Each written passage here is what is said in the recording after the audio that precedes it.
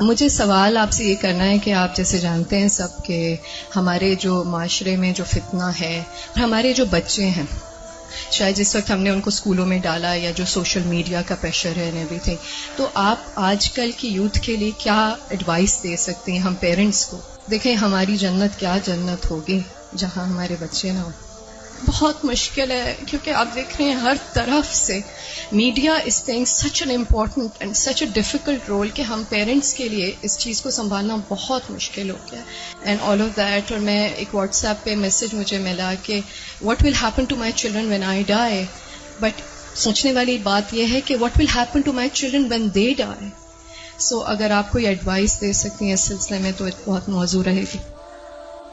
انہوں نے دکھتی رگ پہ ہاتھ رکھ دیا ہے اور بہت ہی اہم سوال ہے یہ۔ حقیقت یہ ہے کہ یہ ہر گھر کا مسئلہ ہے، ریلیجس فیملی ہے یا ریلیجس نہیں ہے، یہ مسئلہ ہر جگہ ہے، پڑھے لکھے ہیں یا ان پڑھ ہیں۔ آئندہ جنریشنز بہت بڑے فتنے میں ہیں، فتنہ ہر ہاتھ میں ہے اور وہ بڑھتا ہی چلا جا رہا ہے اور پوری دنیا ان کے سامنے ایکسپوز ہو چکی ہے۔ یعنی آپ کس کس چیز سے ان کو بچا سکتے ہیں، کس کس چیز سے روک سکتے ہیں؟ صرف ایک ہی حل ہے اور وہ روک اندر ہو، اور وہی تقویٰ والی بات ہے کہ جب تک ان کے اندر خود اللہ کا ڈر نہیں آتا، آخرت کی فکر نہیں آتی، اس وقت تک کوئی باہر کی چیز اب ڈھکی چھپی رہ نہیں گئی۔ آپ سو رہے ہیں، آپ کو نہیں پتا آپ کے بچے اپنے رضائی کے اندر کیا دیکھ رہے ہیں، کیا کر رہے ہیں، کیا سن رہے ہیں، کہ کانوں کے اندر کچھ لگا ہوا ہے، کچھ دیکھ رہے ہیں۔ اور پہلے تو کہیں کسی خالی جگہ پہ جا کے چھپنے کی ضرورت تھی، تو اب تو گھر کے اندر بھی ہر جگہ چھپنے کی جگہ ہے، کیونکہ جس اسکرین پر وہ سب کچھ دیکھ رہے ہیں وہ ان کے ہاتھوں کے اندر آ چکی۔ اس کے لیے جو پرسنل میرا ایکسپیرینس ہے وہ دو چیزیں، ایک تو یہ کہ ہم اسکولوں سے تو جو اسکول ہیں انہی میں ہی جائیں گے، اور جو باہر معاشرہ ہے اور جو کچھ ہو رہا ہے وہ سب وہ کریں گے، اس سے کاٹ تو نہیں سکتے۔ میں نے سب سے زیادہ جو دعائیں مانگی ہیں، رو رو کے مانگی ہیں، سجدوں میں پڑھ پڑھ کے مانگی ہیں، وہ اسی کے لیے مانگی ہے کہ اللہ میرے بچوں کو ایمان دے۔ یہ صرف پچھلے 5 سال میں جتنی چینجز آئی ہیں وہ اس سے پہلے شاید کئی 100 سال میں نہیں آئی تھی۔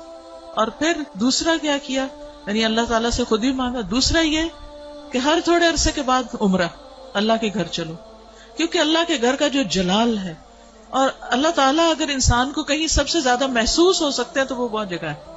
یعنی ہمارے ملک میں، ہمارے گھروں میں، ہمارے ماحول میں وہ فیلنگ نہیں آتی جو وہاں جا کر آتی۔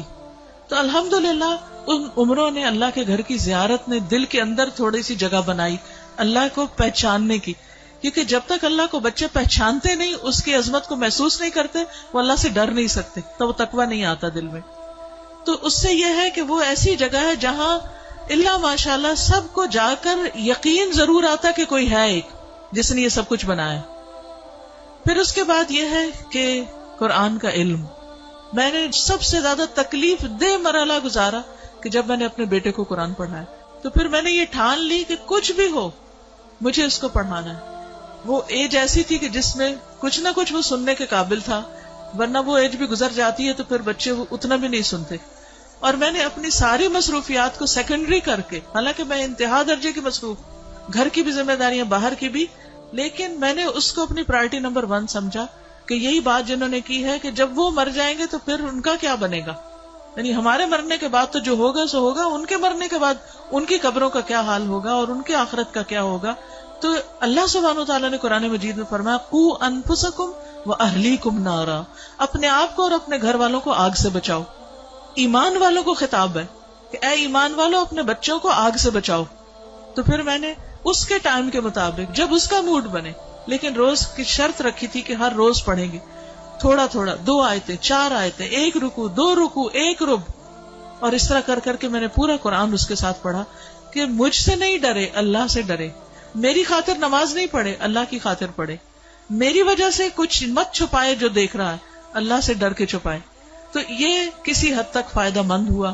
یہی ماؤں سے کہوں گی کہ ساری مصروفیات اپنی جگہ ہیں، لیکن بچے آپ کی پرائرٹی نمبر 1 ہونے چاہیے۔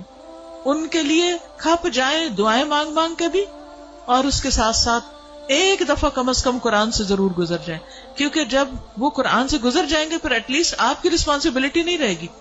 اللہ ان کی سب خیر کرے، لیکن اگر خدا نہ خواستہ ان کے اندر کوئی بگاڑ آتا تو آپ کی پکڑ نہیں ہوگی، لیکن اگر آپ نے کوشش نہیں کی، محنت نہیں کی، تو آپ کی بھی ساتھ پکڑ ہے۔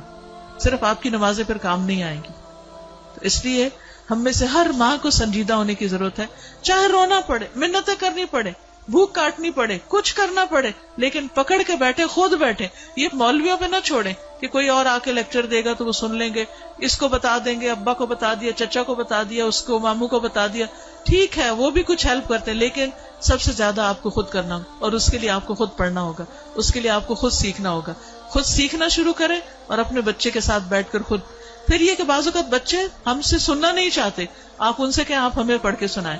بس اس بات کا اگر یقین ہے ان کو کہ یہ قرآن اللہ کی کتاب ہے، تو پھر ان کے اندر یہ ڈالنے کی ضرورت ہے کہ اللہ تعالیٰ نے کیا فرمایا ہے. وہ آپ کو بھی پتا ہونا چاہیے اور وہ ان کو بھی پتا ہونا چاہیے. اللہ تعالیٰ ہماری مدد فرمائے.